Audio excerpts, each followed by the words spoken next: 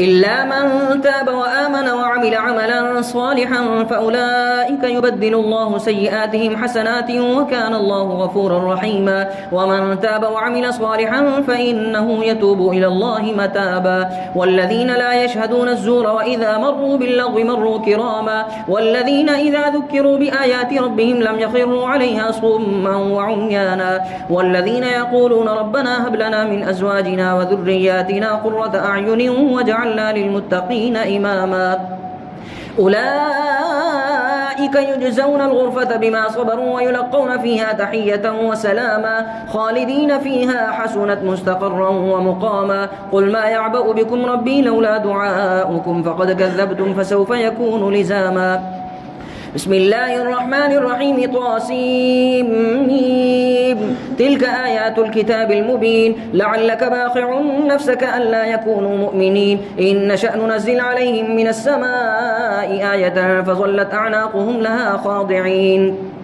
وما يأتيهم من ذكر من الرحمن محدث إلا كانوا عنه معرضين. فقد كذبوا فسيأتيهم أنباء ما كانوا به يستهزئون. أولم يروا إلى الأرض كم أنبتنا فيها من كل زوج كريم إن في ذلك لآية وما كان أكثرهم مؤمنين وإن ربك لهو العزيز الرحيم.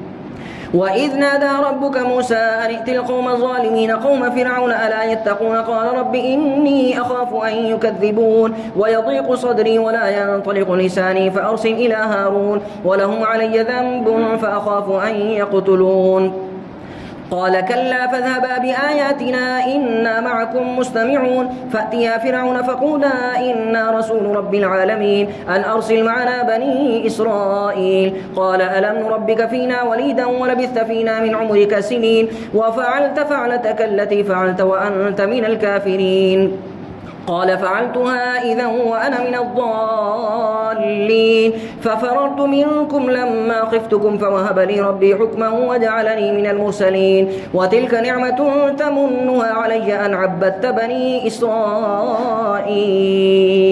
قال فرعون وما رب العالمين قال رب السماوات والأرض وما بينهما إن كنتم موقنين. قال لمن حوله ألا تستمعون قال ربكم ورب آبائكم الأولين.